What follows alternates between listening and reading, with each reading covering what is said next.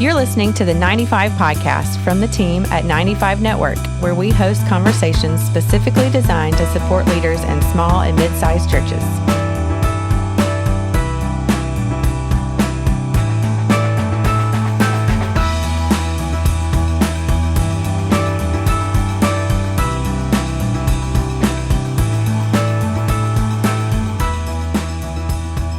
Everybody, welcome back to the 95 Podcast. This is Dale Sellers, Executive Director at 95 Network, and I hope you've been having a great summer.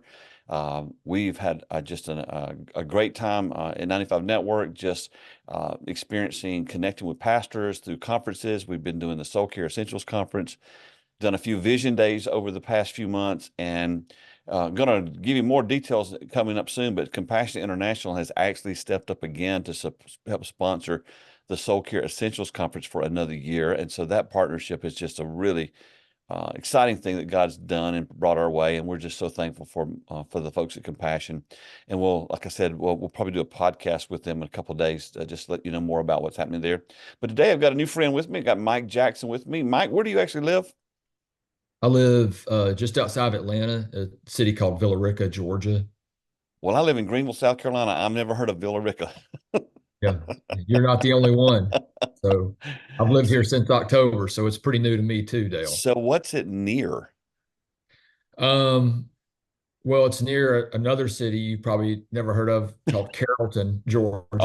I've heard of Carrollton, man. So okay, well, it's in the same county. Okay. So Carrollton's the county seat of the county Villa Rica's in. And I actually live between the cities, so I can get to Carrollton about as quick as I can get to Villa Rica. They're both about 12, 15 minutes from me. Does this mean you're a Georgia Bulldog fan now? No, I went to Georgia Tech. So, thank God. I'm a Clemson Tiger man. So thank God. I mean, we're in the same, we're same conference, but thank God you're not a Bulldog. Yeah. My wife is a big Bulldog fan. So that's tough. She loves everything dog. So we go back and forth. It's a battle in our house. That's true love, man. That's true love. You can stay together. We have those two different dynamics. Yeah, I was surprised when she found out I graduated from Tech that she was willing to marry me. So I got a break on that one. Well, take a few moments and kind of tell us your story a little bit. Let's get to know you a little bit more.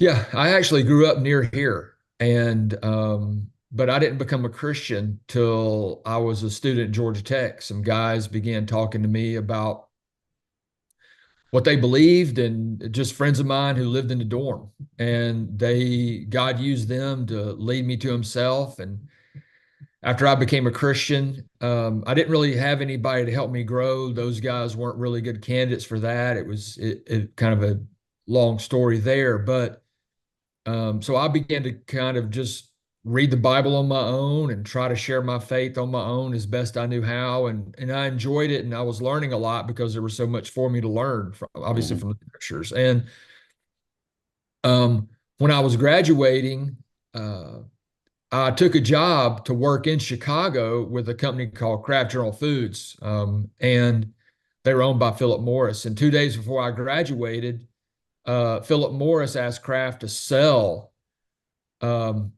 their Breyers and Seal Test line. And so that was the job that I was gonna work for Breyers Ice Cream and be part of a pilot team that for them. And so I wound up not having a job and began looking for other jobs. And a friend of mine invited me to a conference with Campus Outreach during that time while I was thinking about what God would have me do. And when I went to the conference, I met some guys and they offered me a job to come on staff with them. To start some new ministries because they were going to expand up into Tennessee and Kentucky. So I did. I became a campus director at Tennessee Tech University with Campus Outreach. And then I took a team to start a brand new region up in Illinois.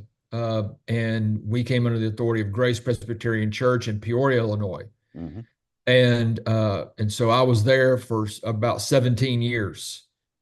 Growing the region, establishing the region. And then through those experiences, I began to journal about problems that I was actually seeing in my own organization connected to our evangelism. And so as I kept journaling about that, my journal became really long. What would happen is every so often my Google Doc would need to be refreshed.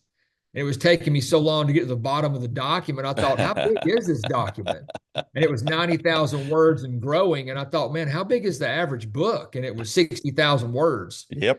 I thought, wow, I need to trim this down and let some of my friends read it. So I let some board members of mine read it. And they said, you should publish this. And really, Mike, this is what you should do. You should do this to help churches. And so, what my document was about, the problems my organization had with our own evangelism.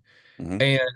And they realized that what I was doing would translate over to help churches as I thought about what was happening with us. And so I started my organization out of that book, out of my journal, really, and something that was really an ache inside of me for my own organization, and a way that I could bless churches through helping them with their outreach, gospel outreach to their community.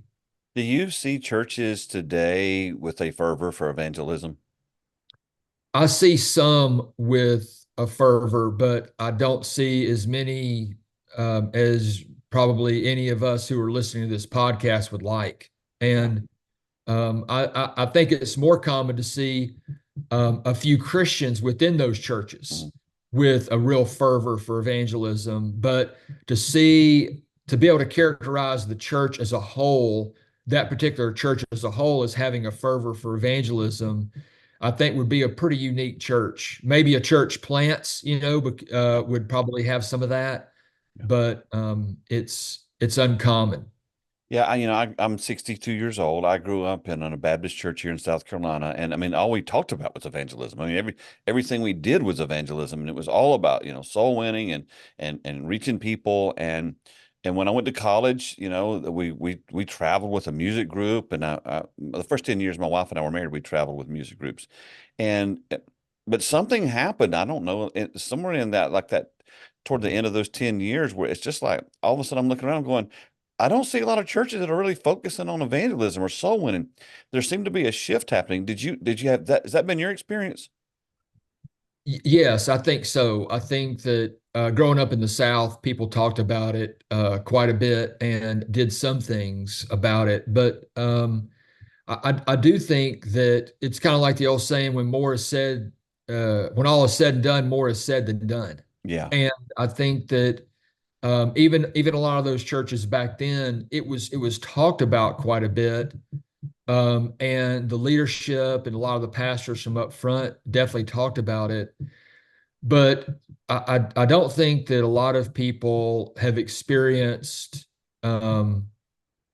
almost anybody within their congregation as actually out there evangelizing their non-Christian friends. And so I'm not saying that it doesn't happen. Mm-hmm. Obviously, it happens, and it happens probably more than you or I know. But I think it doesn't happen as much as we would like, and I don't know that it's growing. I don't know that it's becoming increasingly common by any stretch. Certainly doesn't seem like it's an intentional focus. And one of the things that I think I remember most about growing up was I don't know the way to say this.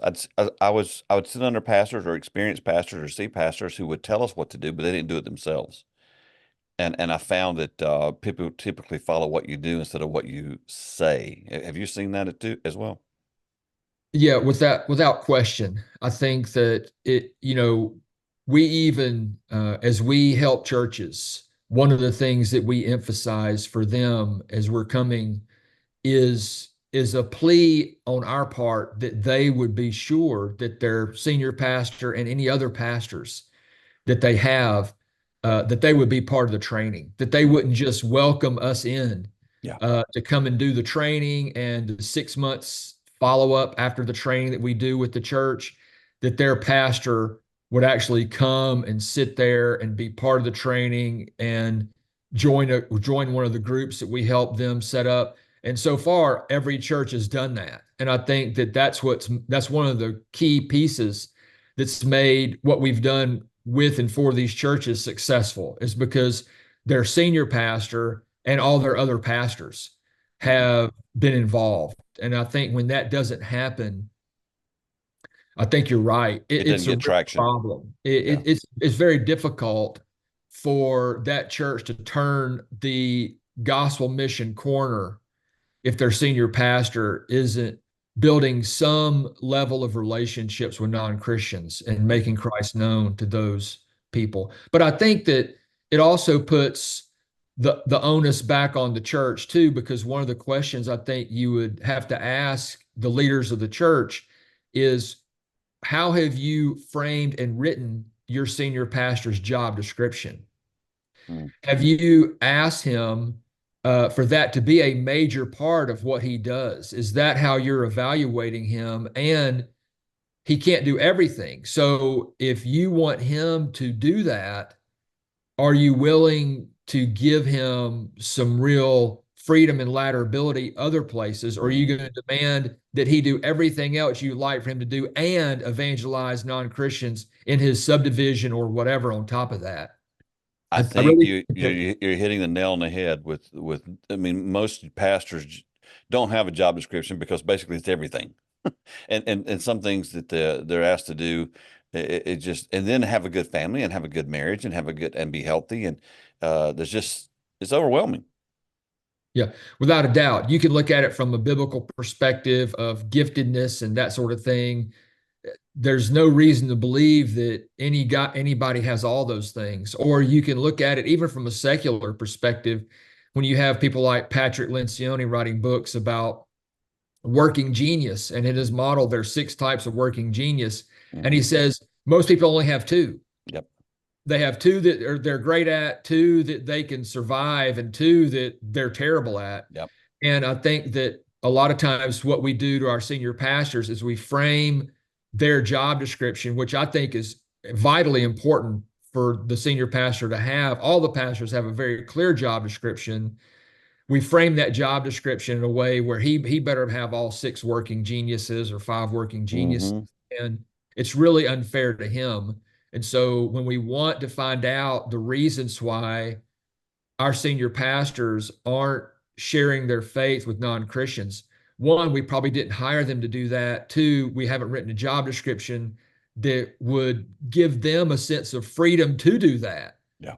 And that's really a problem. We would rather him come to fellowship meals than to come to an evangelism training time and really engage that. If we're at times, if we're being honest, that's what we would prefer. In your overview, have you seen that the majority of church growth, I don't know, in the last 30 years or maybe longer, has really been more like transfer membership than winning new people to Jesus? Has that been your experience?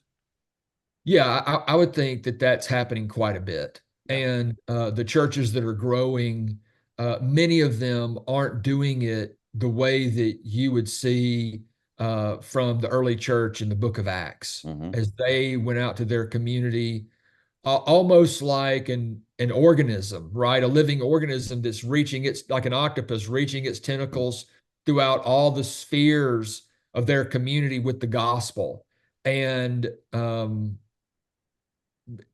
you don't see that a lot. I think that somebody's getting upset with their church. They've got a friend who likes a different church and goes to it, and so they leave and go to that church, and because that church may have some type of great marketing scheme or whatever, but what they're not doing is in a lot of ways adding people to their church through presenting the gospel to non-Christians, and leading them to faith in Christ and baptizing new converts. What is your program called? It's called Your Jerusalem. Okay. And so the website would be your-jerusalem.org. Okay, cool. We'll put that in the show notes. So walk us through what is that you offer to help churches. Yeah, well, we offer several things, but the primary service is that we come to a congregation typically on a Friday night for 3 hours and a Saturday morning for 4 hours, and we do evangelism training. But the evangelism training that we do is heavily weighted toward here are the reasons that you're not doing it. Okay. And here's how to overcome those reasons. And that goes back to the journal that I wrote that I was talking about, because what was happening in my organization is that we had students who were sharing their faith when they were students, and they were leading their fraternity brothers to Christ as students, and the guys on their football team to Christ as students. And when they graduated, they quit sharing their faith. And so what we realized was the real problem here with evangelism isn't necessarily people don't know how to do it. Those guys, those women, they could have given the seminar on how to do it. They had done it, and from just a conversion perspective, had done it successfully, but they had quit because they had other barriers, reasons they weren't doing it that had to be overcome. And I think I think my board members church that there is a education, if you want to call it that, that people can really benefit from in terms of how to share their faith. And we definitely touch on that during our training. But it is weighted more probably than most people would expect in discussing here are the reasons that you're not doing it. We know you would like to do it. You feel like you should do it. You probably want to do it, but you aren't doing it. And here's why, and here's how you can overcome that. And then here's some helpful things for you to understand about how to do it. So we do that over the course of a weekend in 6 different blocks. And then we set up a structure within that church of where the people that come to the training get a chance to decide if they want to join a group of 5 or 6 other people that came to that training. And we have leaders in those groups called coaches. And the coaches don't have to know anything more about evangelism than anybody else in the group. And then those people meet every 2 weeks. And the structure of that group is kind of a threefold structure where we would say, so for example, I'm leading one of those groups in my own church right now because I delivered the training to my own church here in Carrollton recently. And so when I lead my group, here's kind of what we do to every person. Okay, Billy, 2 weeks ago, you said you planned to do this evangelistically, and it might have been grab lunch with a coworker or share the bridge diagram. It could have been anything. Tell us what that was like. How did that go? What progress did you make? And so Billy kind of reports back to everybody, here's what I did or didn't do.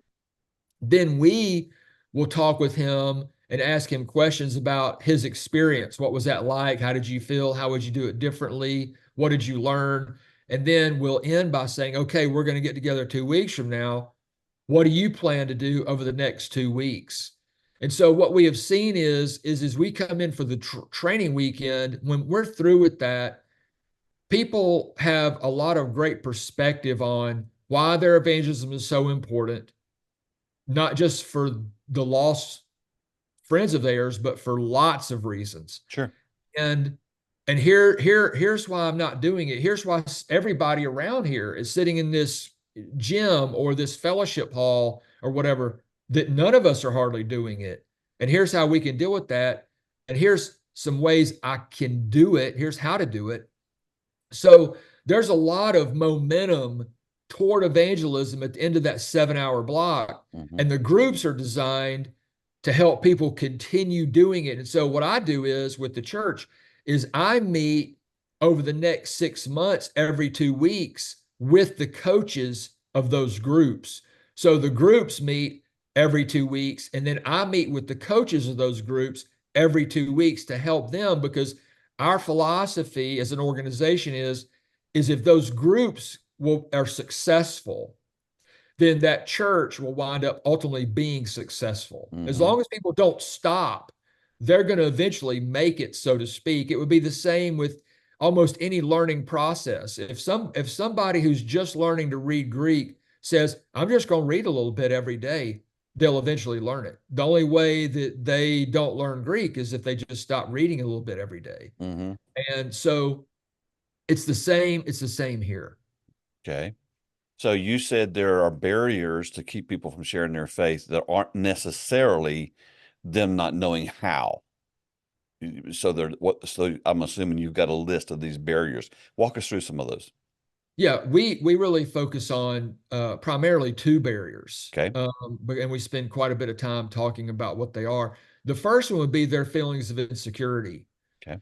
So they have a sense that this person, I I really treasure this person's acceptance of me.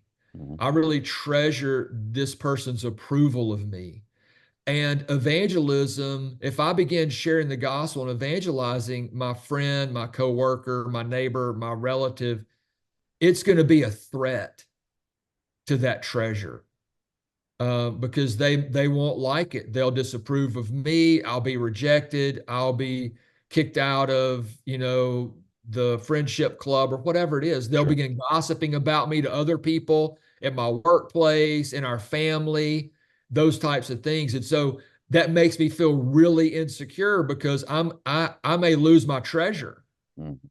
Let me And ask you this question in that vein, because I'm thinking about this. So if it's a person that I'm close to, shouldn't they already know that I love the Lord? they probably should know that I love the Lord. But I think that a lot of those people are willing to kind of have a detente, so to speak, with in the sense that there's a difference in that Christian's mind and probably in their non-Christian friend's mind with, okay, you go to church and you're a Christian. I'm happy to tolerate that. Just don't try to push it on me. Okay. And that Christian thinking, well, yeah, they know I go to church, not because I've been outspoken about it or whatever. But that's a lot different than me actually sitting down with, Frank here Hmm. and asking him what he believes, sharing what I believe about the gospel, inviting him to look into Christ's life with me. Those are two significantly different things. So these And assumptions are kind of what we have that get us to the place to where we feel insecure, because we assume they think this way and they assume we feel this way, and so we just don't do anything. I think that's well said. A key word there would be assumptions. The irony of the thing is, as we have interviewed people, talked to people, non-Christian people, if you ask them, would you be willing to listen to a friend of yours talk to you about what they believe? They'll almost invariably say yes. Hmm. And a lot of times what they'll say is, now, are they a friend of mine? And they want to qualify that, right? Yes. Or somebody that I know that's a friend. And when you say yes, I mean a friend, then they'll look at you strange almost as Yeah. if, why wouldn't I be willing to hear what a friend of mine would say? But Christians have an assumption Yes. that this is going to totally destroy my friendship, as if my son or my nephew or my uncle or my childhood, that they're just going to totally check out on me. And I think that that's very, very unique.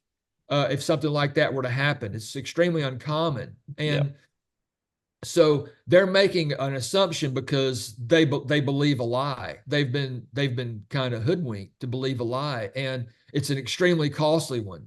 Yes, it is. I'll tell you what I want to So do. I want to hear this second point, but before we do, let's take a short break, and then when we come back, I want to hear the first one is insecurity. So I can't wait to hear what the second one is. So take a short break, and we'll be right back. Back here with Mike, talking through reasons that we don't share our faith, and basically, for me, this is kind of eye opening, because most people, I assume, don't share their faith because they don't feel confident to do that. You're basically saying that's not really there. There's other barriers that exist, and so we just discussed the barrier of insecurity. What's the second barrier? the second barrier is it goes like this. I've been at work all day. Um, I've got a family, I've got a wife, I've got a husband, I've got children, I've got responsibilities at my church. And now you want me to go and build friendships with non-Christians and start sharing the gospel with them? It just feels overwhelming because I'm so busy already Mhm. and with so many other things that I have to do that are being asked of me, that it just feels like a lot of work for me to do this. And so I think so many Christians are busy with all their responsibilities, including their responsibilities at their church, because most churches are going to look to the people who are leaders, who care the most about the church's success, Christ's glory, those types of things. And they'll be the ones who take on the responsibilities. It's very rare for those responsibilities to include, hey, really what we want you to do is just go out and build friendships with non-Christians. and evangelize them. That's the way you could be the biggest blessing to our church. That's hardly ever part of the equation or framed to the Christian leader. Well, Mike, And I so think maybe we're close to the same age. I'm not sure. Well, I didn't ask you how old you were, but when I grew up, we were encouraged to stay away from lost people. We were in, it's really bizarro because we were told, be separate from the world, don't get around the world, they'll get on you.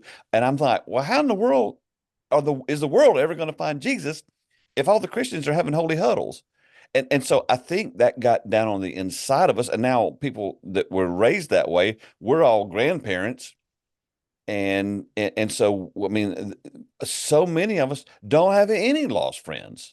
Is that what you've seen?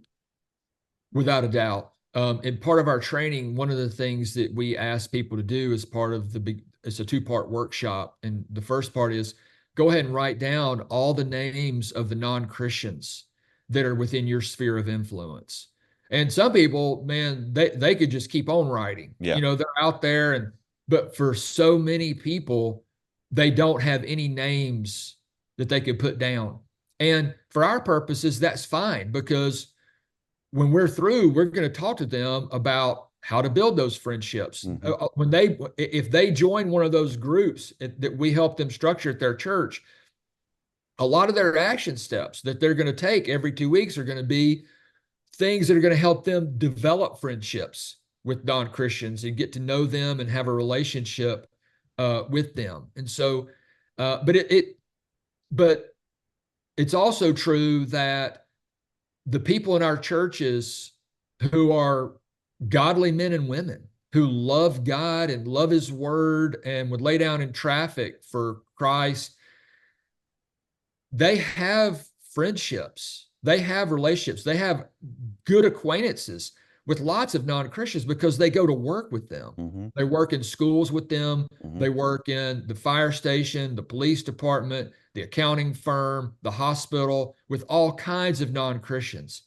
And they have some level of rapport with those people. And it would be pretty easy for them, if they were intentional, to move that to a better relationship, one where everybody would feel maybe a little more comfortable in beginning to open up the box of Jesus Mm-hmm. and begin talking to them about him. So, but you're right. I think it would be a little surprising to a lot of people how many people in those workshops have no names to write down when we say, write down all the names of the good relationships you have with non-Christians. Yeah, this is not just knowing people, but actually people you've kind of got some kind of rapport with. Yeah. Again, I believe that a lot of folks have been basically taught, hey, man, stay away from the lost people. And the reality is Jesus didn't model that for us. He wasn't threatened by that. I grew up around a lot of very conservative fundamentalist type people on my father's side of the family. And they were just very, very strict about, not being around anybody that didn't know Jesus and that kind of thing. And I'm like, oh, how can I play high school football then? How can, and of course, back then everybody went to different schools for different reasons.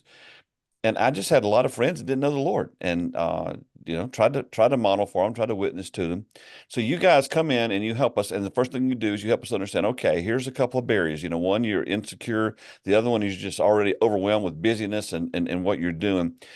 So we shift. We go through that part of the training, and we get kind of desiring, if you will, to want to be able to share our faith. What's the next step? Yeah. We begin talking to them about 2 processes. One would be the process the non-Christian actually goes through toward faith in Christ. And then the second process would be things that we as the Christian evangelist would do when we go from, I don't know anything about this person and never met them, to fully evangelizing them. So we look at the process of evangelism from 2 frames. One is the non-Christian frame. What's happening within him or her as they travel from, I have zero interest, to, I just gave my life to Christ. I repented and believed. And then we look at it from the other frame, which is, okay, what are the things I'm going to do to help that process happen? And so we kind of, if you want to say, detail out different aspects of that. So we look at 4 aspects of the first process, which is the process the non-Christian goes through. And those 4 aspects would be, the first would be, we call them the 4 F's. And the first would be, oh, this could be something that's for me. Mm-hmm. Up until now, this has had no relevance to my life. But now that I've gotten to know Joe and Sam, who are Christians, and they really, their life seems to be, they seem to have joy and a sense of peace. And when COVID came, it was amazing how they handled some of those, or whatever it is, their marriages. Sure. And so, for whatever reason, now spiritual things, Christianity even seems of relevance to them. And so then they move from that to a sense of, is Christianity true? Can I trust it? Can it handle anything that I throw at it, anything life throws at me? And then they move from that to, I'd like to know the facts of it all, right? The details, the gospel. And it may seem strange that they would go through the firm before they even knew the facts of the gospel, but I could explain, if I need to, more of why that would be. And then the last, non-Christian doesn't just know all the facts, but they eventually follow through and give their life to Christ. They make a commitment through faith and repentance. So that's kind of the process that we try to help people in the training understand that their non-Christian friend is going through. And they may meet a non-Christian who is not at 4. They may already think this is highly relevant to them and believe that it's sustainable. It really could be true. I don't have any pushback against it. They don't have arguments against the Bible, any of those things. They just had never been someone who wanted to give their life to Christ or whatever, or even understood the gospel fully, right? They would have, for example, I've given messages on college campuses before, and guys would come up to me afterwards who were born and raised right here in the U.S. And they would say, now, Mike, what you're saying is Christians believe Jesus rose from the dead. And I would say, yes, that's what I just explained. Yeah, that's what Christians believe. And they just start shaking their head in disbelief. I never knew that. I never knew that. Isn't that amazing? Christians believed. And this is not somebody who came over here from Nepal. This is somebody right here, born and bred in the good old USA. And that's becoming increasingly common. Yes. And I would say that those things were happening to me on the college campus 12 years ago. So those people now would be 35, 40. I mean, it's just, so anyway, I would just say that. And then we talk to the people who come to the training about the process they would take people through. And some of the things that we would train them in, you may find to be surprising, but I would suggest to you that is training that they need. Like what? You got your piqued my interest. Well, it would be things like you've got to have a time every week where you plan to be outside your home. You're not going to evangelize people inside your home. And what we've found is a lot of Christians get in their car, open their garage, back out of their driveway, drive to work, go inside to their cubicle or whatever, work, get back in their car, drive back home, and then put the garage door down and get out of their car. Yeah. There's no surprise why they don't have lots of good relationships with non-Christians, because you can't evangelize, you can't build those relationships when you spend very little time outside your house. And so we talked to them about, it might be a lot better for you not to have a treadmill in your basement, but for you to go to a gym instead. Go to the gym, don't have a treadmill, or walk through your neighborhood rather than walk on your treadmill. If you can join a pickleball league or those types of things where you can meet people, that would be really helpful. So we talked to them about, you could call it having a third place. And what we mean by that is your house is your first place, but you're probably not going to evangelize anybody there, except you're probably evangelizing your children, right? If you have little children. But then your second place would be your workplace. For a lot of people today, their first place is their second place. They work from home. Yeah. So you've got to have a third place, a place where you're actually going to go on a regular basis at common times to meet and build friendships with non-Christians so that you can begin to evangelize them. But then we talk to people, we train people in introducing themselves to people they meet. Again, that may seem odd to you, but so many people have the opportunity to get to know lots of other people around them, but they never do, because they never stick their hand out and say, "Hey, my name's Mike." Mm-hmm. And we teach them to focus on remembering that person's name. Mm-hmm. When you introduce yourself to somebody, you've got to begin to make that a habit of just always introducing yourself. So I'm not saying that you walk up, don't hear me say that we're trying to train people to walk up and down their neighborhood, walk up in everybody's yard, sticking their hand out or anything like that, saying, "Hey, my name is Mike." But if I'm in the line at Walmart and I strike up a conversation for a minute about something, let me go ahead and stick my hand out and say, "Hey, my name is Mike," and they'll always, I think once again, it's another lie almost, or certainly an assumption Christians make, that if I introduce myself and tell this person my name, people are going to think I'm weird. Mm-hmm. Whereas the reality is most people are thankful that someone introduced themselves and welcomed them. Like if I walk into a room and I don't know anybody, it's nice if somebody comes up to me and says, "Hey, my name's," and gives me a real warm greeting.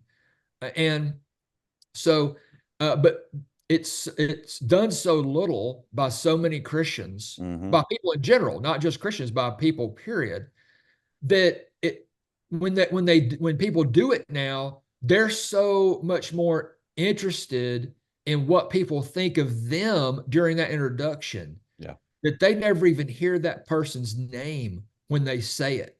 So when they see that person again, they can't think of their name. They don't recall their name. They're not focusing on remember their name. So they never go back over there and say anything else to them, because they think to themselves, "I can't remember their name." Yeah. So we talk about that. We certainly talk about how to transition conversations from general topics to spiritual topics. That's the most common question we get from in all our training. Well, I got to ask you this question. So you're wired like me. I can tell you're extroverted. I remember I was walking through the woods one time, going to a deer stand, and I said out loud, nobody's in the woods but me, I said, "I can talk to that tree." Because I just, I meet people, so I'll just talk to anybody in a line. But I recently heard that up to 70% of pastors are introverts. And then I know that a lot of the people in their churches are introverts. How does this help people who are already scared? Or I don't even know if they're scared. They just don't naturally want to meet people. How do you help them?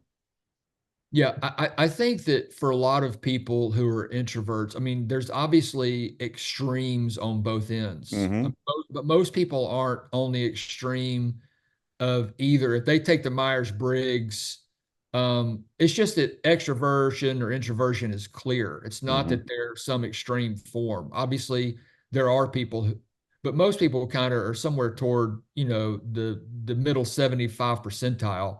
And I think for those people, for the introverted person, it's probably just troubling for them to be in a large group and have to be outspoken in the middle of that group. Okay. So, but if that introverted person goes to the gym and they're able to figure out a way to go to the gym at a time when it's not crawling with so many people, it probably becomes a little easier for them to get to know a person, say hello or whatever. Versus but if one-on-one versus more of a bigger group. Yeah, one-on-one, or there's only a few other people around, and I just mentioned something about the Clemson baseball hat the guy's wearing or something. But if it's become my third place, then what I've done is I've also designed this thing so that I'll be back in that gym at a time similar to this on a similar day. And those same people are probably going to be in there, and I'll see this person again.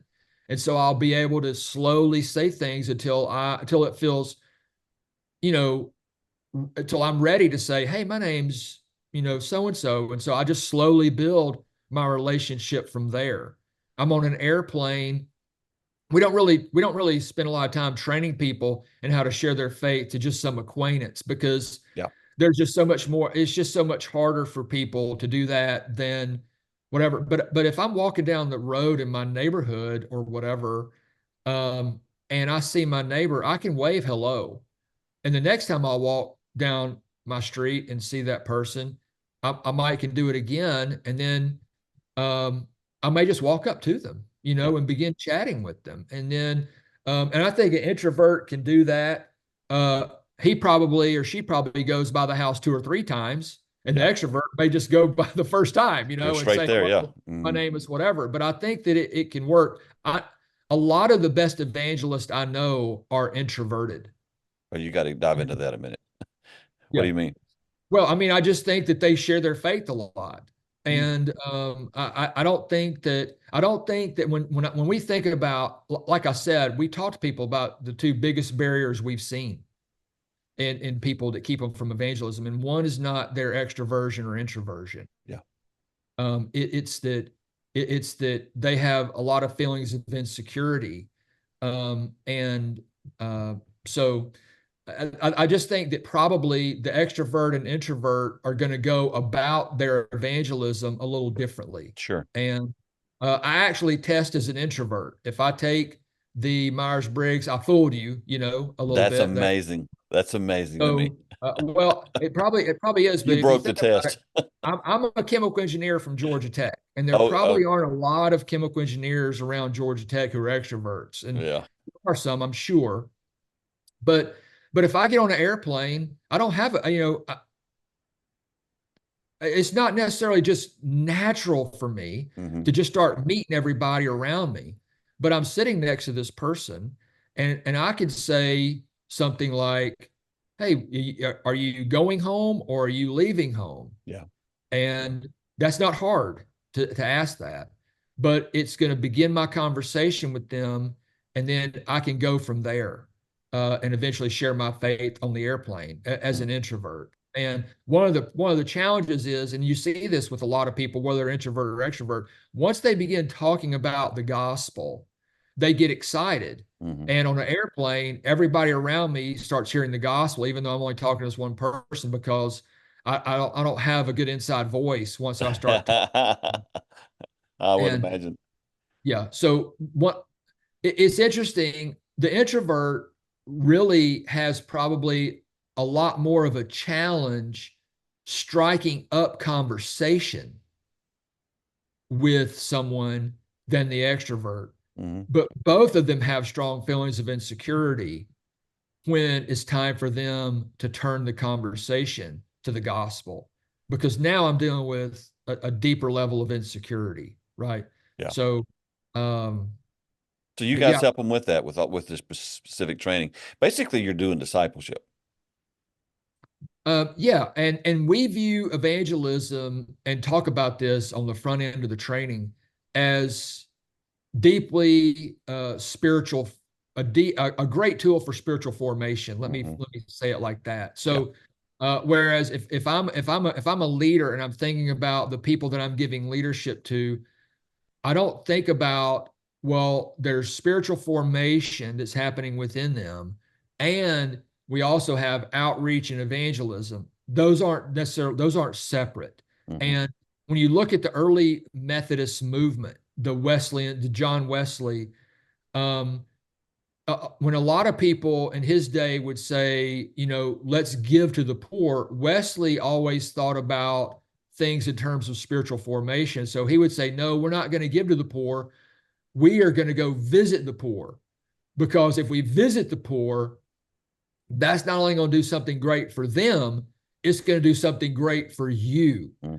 So their leadership, since he was always thinking about spiritual formation, it's remarkable to see not just the breadth of expansion that the early Methodists had, but the depthy leadership they had. But it's because they viewed spiritual formation that way. And I would suggest that evangelism is like that.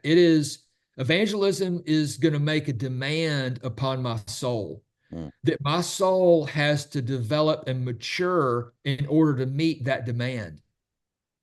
And so it's going to press me back to my insecurities, my idols, my treasures.